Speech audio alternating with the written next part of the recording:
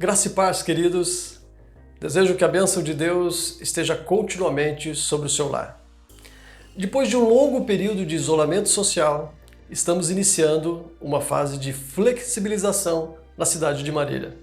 Nosso município é hoje uma referência, um modelo bem-sucedido no estado de São Paulo no combate ao coronavírus. Esperamos que continue assim e oramos para que a misericórdia de Deus alcance a todos nós. A flexibilização em Marília é um teste que deve ser realizado com cautela e com responsabilidade por parte de todos os envolvidos. Por ora, a Igreja Metodista Livre de Marília permanece realizando os cultos online. Hoje, às 10 horas da manhã, celebraremos a Ceia do Senhor. Estamos estudando o livro de Gênesis, a saga da família de Jacó, com seus erros e acertos. Desde o último domingo, nosso olhar se voltou particularmente para José, um dos filhos de Jacó. Deus usa os fatos ocorridos na vida de José com o propósito de levar a família de Jacó para o Egito e, finalmente, formar a grande nação que prometeu a Abraão. Assim, o cristão precisa estudar a vida de José, uma história rica, emocionante, de grande beleza literária e cheia de lições espirituais para as nossas vidas, mas com um olhar atento para o que Deus está fazendo na história. Hoje leremos o capítulo 39, partindo do versículo 1 até o 9, e depois pularemos para os versículos 20 até o 23. José foi levado para o Egito e Potifar, oficial de Faraó, comandante da guarda, egípcio, comprou-o dos ismaelitas que o tinham levado para lá. O Senhor Deus estava com José, que veio a ser homem próspero e estava na casa de seu dono egípcio. Potifar viu que o Senhor estava com José e tudo o que ele fazia, o Senhor prosperava em suas mãos. Assim, José achou favor diante dos olhos de seu dono e o servia. E ele pôs José por mordomo de sua casa, e lhe passou às mãos tudo o que tinha. E desde que Potifar o fez mordomo de sua casa e encarregado de tudo o que tinha, o Senhor abençoou a casa do egípcio por causa de José. A bênção do Senhor estava sobre tudo o que tinha, tanto em casa como no campo. Potifar confiou tudo o que tinha às mãos de José, de maneira que não se preocupava com nada, a não ser com o pão que comia. José tinha um belo porte e boa aparência. Assim, depois de algum tempo, a mulher de Potifar pôs os olhos em José e lhe disse: "Venha para a cama comigo." Ele, porém, recusou e disse à mulher do seu dono: "Escute, o meu senhor não se preocupa com nada do que existe nesta casa, porque estou aqui. Tudo o que tem ele passou às minhas mãos. Não há ninguém nesta casa que esteja acima de mim.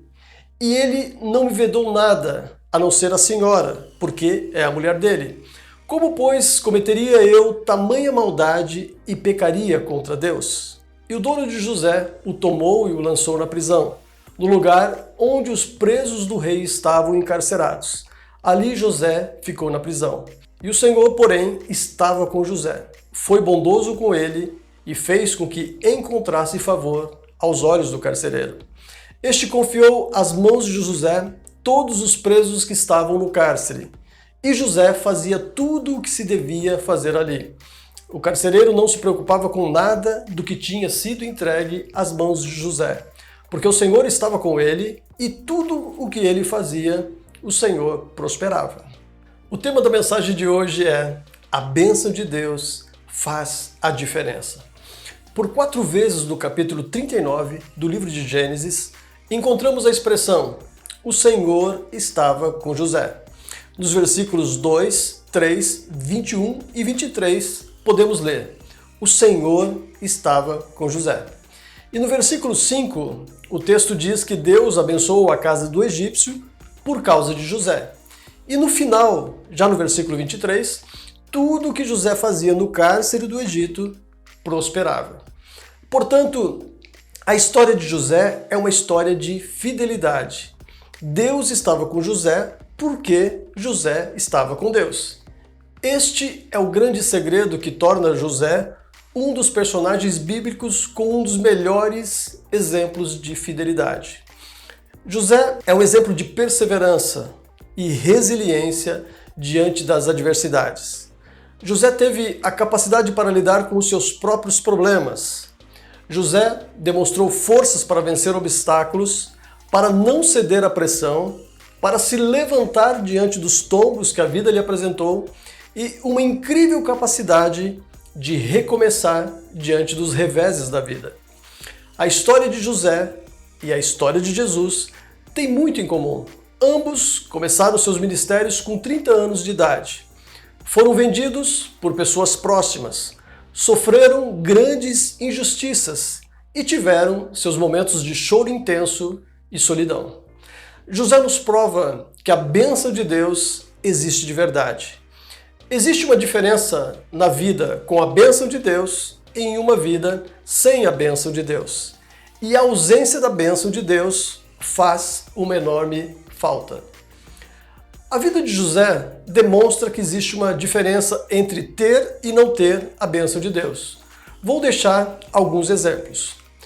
Com a bênção de Deus é possível enfrentar desafios. José demonstrou uma capacidade incrível para recomeçar a sua vida sempre que a vida lhe aplicava uma peça ou que lhe puxava o tapete. Quando chegou ao Egito, José teve que aprender a ser mordomo na casa de Potifar. Quando foi preso, José foi obrigado a se destacar dentro de um ambiente desconhecido como um cárcere egípcio. Não importavam as circunstâncias, era impossível não notar José. Não importa o lugar, o desafio ou o contexto, José, com a bênção de Deus, se reinventava e se destacava.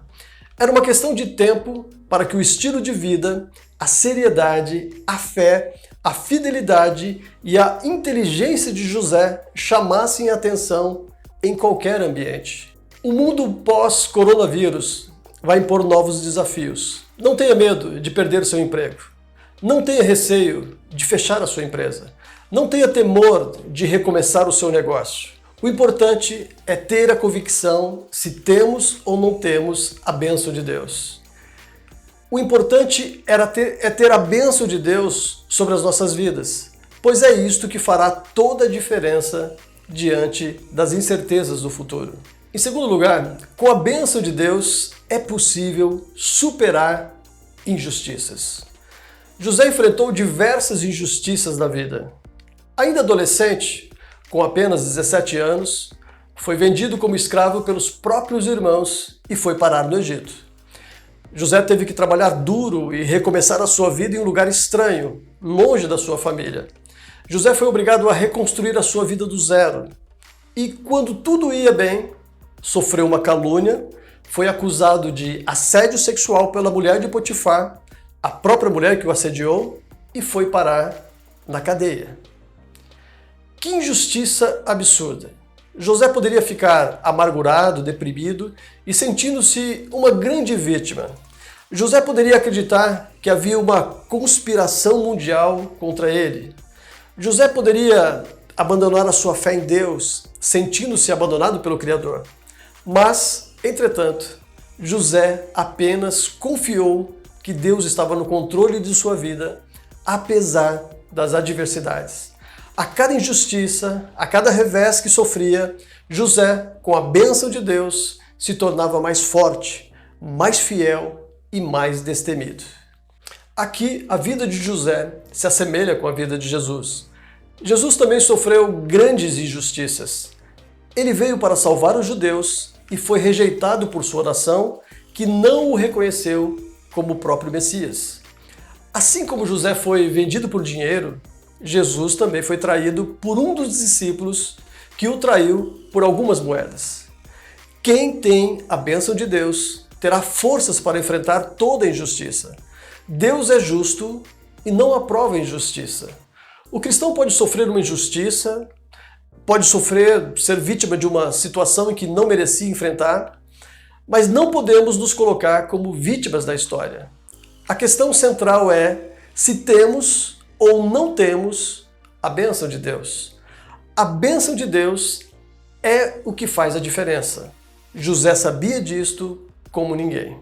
E em terceiro lugar, Com a bênção de Deus podemos vencer tentações. José demonstrou que tinha a bênção de Deus vencendo as tentações que a vida lhe propôs. José tinha uma boa aparência física e foi tentado pela mulher de Potifar. Ele sofreu assédio da própria dona da casa onde estava. Diante de tanto sofrimento que enfrentou, diante das carências que sentiu longe de sua casa, José poderia se considerar merecedor de alguma compensação física ou emocional. José talvez poderia afrouxar os seus elevados padrões morais. Afinal, ele era um escravo e estava ali para atender os caprichos de seus senhores.